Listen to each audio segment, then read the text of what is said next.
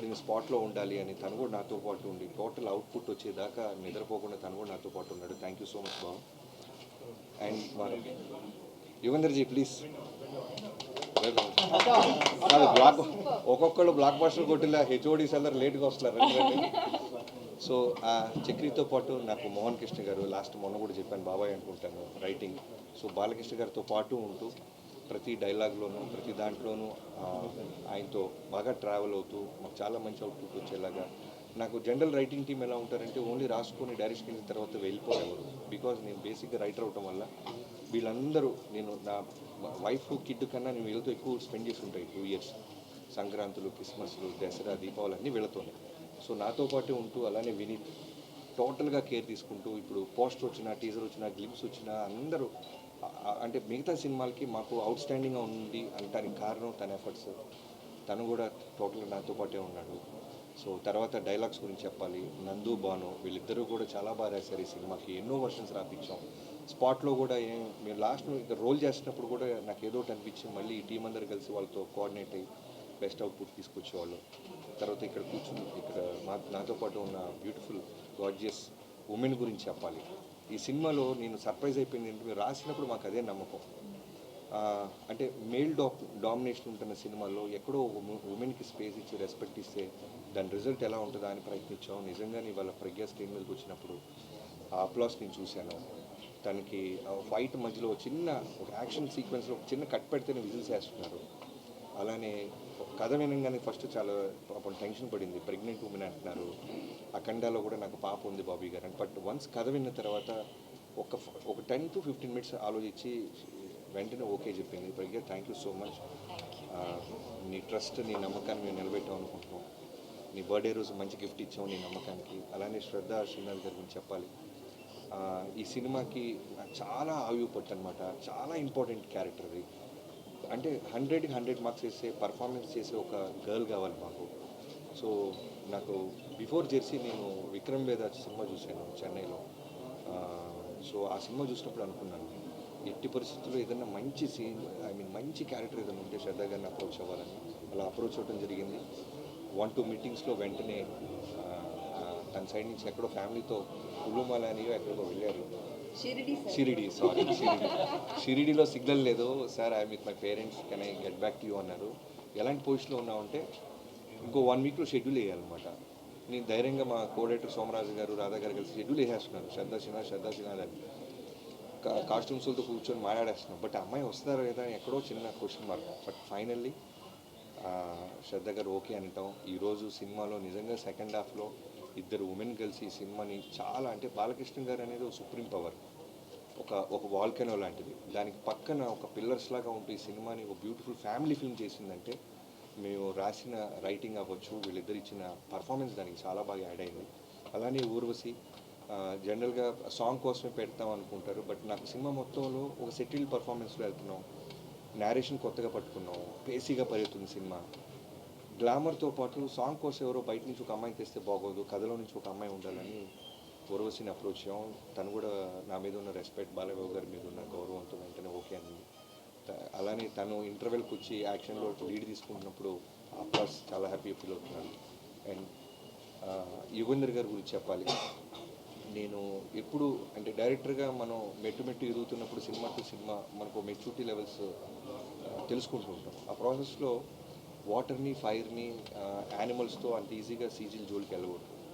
But నేను రాసేసుకున్నాం process అంతా, అదంతా ఓన్ చేసుకున్నాం. సో అలాంటి టైంలో యుగంధర్ గారికి పిలిచి ఎపిసోడ్స్ అని చెప్పి ఆయన ధైర్యాన్ని ఇచ్చాడు.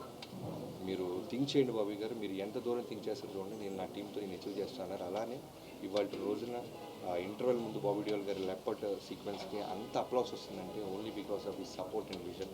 థ్యాంక్ యూ యుగంధర్జీ, థ్యాంక్ యూ సో మచ్.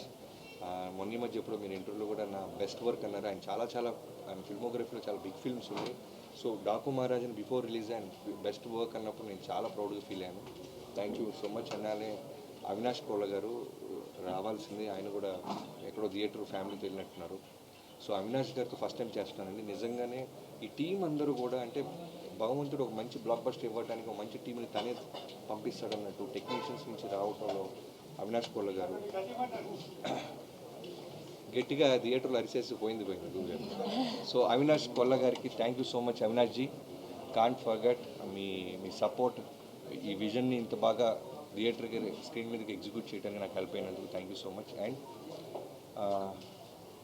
ఇంకెవరైనా మర్చిపోతే క్షమించండి. ఇది ఇంకా ఈ సినిమాకి పొద్దున ఇందాక సినిమా అయిపోయి రాగానే బాలకృష్ణ గారు చేసిన ఒకే ఒక మాట నాకు చెప్పింది, ప్రీ రిలీజ్ ఈవెంట్ తిరుపతిలో జరిగిన ఇన్సిడెంట్ వల్ల జరగలేకపోయింది బాబీ, ఇప్పుడు ఘనంగా సెలబ్రేషన్స్ జరుగుతుందాం, అన్ని టీవీల్లోనూ మనమే కనపడుతున్నాం, ఏ ఊరికి రమ్మంటారో చెప్పండి అని ఆయనే కాల్ చేశారు.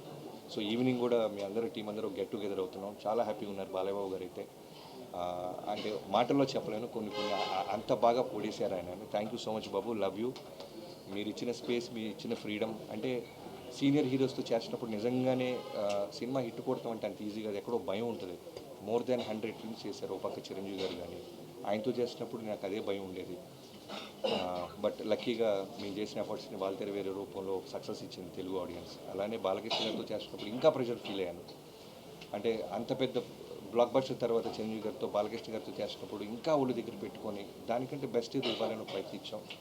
ఇవన్నీ నేను ఇంతమంది టెక్నీషియన్స్ గురించి ఇంత మాట్లాడుతున్నానంటే, ఇంతమందిని నాకు ఇచ్చి వాళ్ళు అడిగిన పేమెంట్స్ ఇచ్చిన వంశీ గారిని నేను ఎప్పటికీ మర్చిపోలేను. Love you so much bro. First time నాకు తెలిసి ఇవాళే హగ్గించుకున్నాం మేము ఇద్దరం. నిన్నటి దాకా కూడా పాపం తను, నేను ఎంత స్ట్రెస్ ఫీల్ అవుతున్నాను, ఎంత ఏదో ఒక అప్డేట్ ఇవ్వాలి, ఏదో సినిమా నుంచి ఏదో ఒక బెటర్మెంట్ చేయాలని ప్రయత్నాలు, తను కూడా 3ంటికి 4ంటికి కొడతానే ఉండేవాడు ఫోన్లో. సో బాలకృష్ణ గారి ఫ్యాన్స్కి మనం సాలిడ్ బ్లాక్ బస్టర్ ఇచ్చామని చాలా గర్వంగా ఉంది. అండ్ ఇంకా ఫైనల్గా తమన్ గురించి చెప్పాలి. స్పీకర్లు బ్లాస్ట్ అన్నామని చెప్పి మేము చాలా స్పీకర్లు సౌండ్ తగ్గించేసారంట మల్టీప్లెక్స్లో. బ్రదర్స్ ప్లీజ్ అవి బ్లాస్ట్ అవ్వ కొంచెం పెంచండి. మేము అనవసరంగా అలారం ఇచ్చినట్టు నాకు 2-3 కంప్లైంట్స్ వచ్చినాయి. మల్టీప్లెక్స్లో సౌండ్స్ కొంచెం జాగ్రత్తగా బ్యాలెన్స్ చేస్తున్నారని. Thank you so much darling Thaman. Can't forget this. అంటే ఇంత పెద్ద విజయంలో నువ్వు one of the main pillar అవటం నేను మర్చిపోలేను. మనం ప్రీవియస్ 2 సినిమాలు చేసాం, బట్ ఈ సినిమా అనేది మనం అందరం కలిసి ఒకటే గోల్, ఫుల్ సైడ్ కొట్టాలనుకున్నాం. ఆడియన్స్ దాన్ని రెస్పెక్ట్ ఇచ్చి మనల్ని ఆదరించినందుకు థ్యాంక్ యూ సో మచ్. అందరికీ మకర సంక్రాంతి శుభాకాంక్షలు. Thank you so much.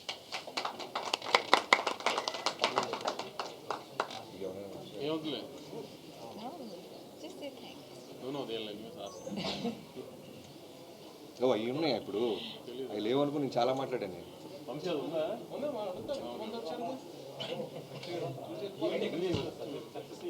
Vamsi గారు ఈవెంట్ ఎక్కడ చేస్తున్నాం మనం? అనంతపురే. మొన్న ఫ్యాన్స్ కానీ అందరూ బాగా ప్రిపేర్ అయి ఉన్నారు. మొన్న అనుకోకుండా క్యాన్సిల్ చేసాం కదా, సో ఈ వీక్లో అనంతపూర్లోనే ప్లాన్ చేస్తాం సక్సెస్.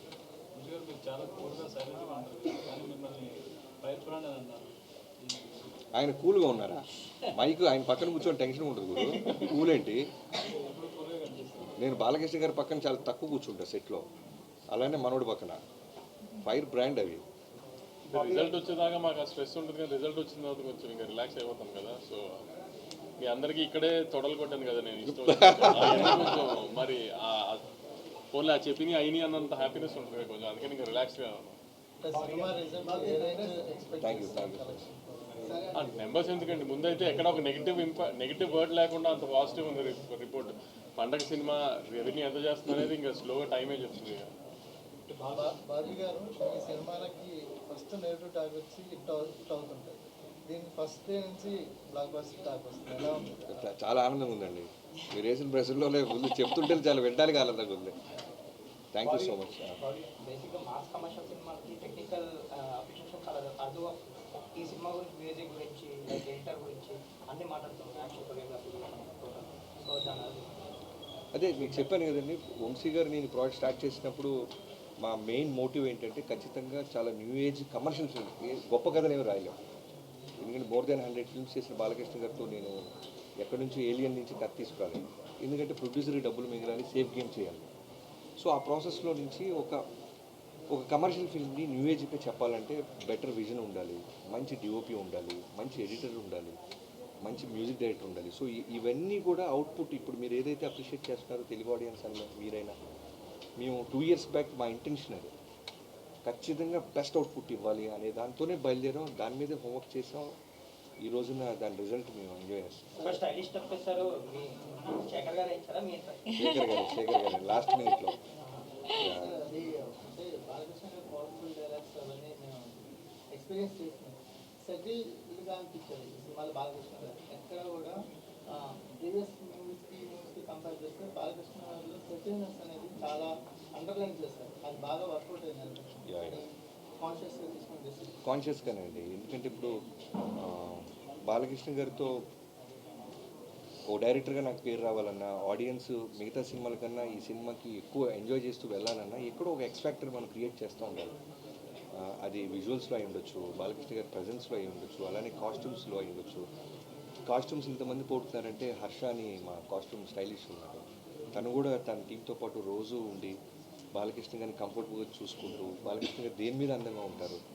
ఎందుకంటే వన్స్ మనం ఏదైనా వేసామంటే దానికి ఒకసారి ఫిక్స్ అయిపోతారు బాలకృష్ణ గారు లాంటి సీనియర్ హీరోస్. సో ఆయన ఒంటి మీదకి వెళ్ళడానికి ముందే మేము చాలా హోంవర్క్ చేసాము.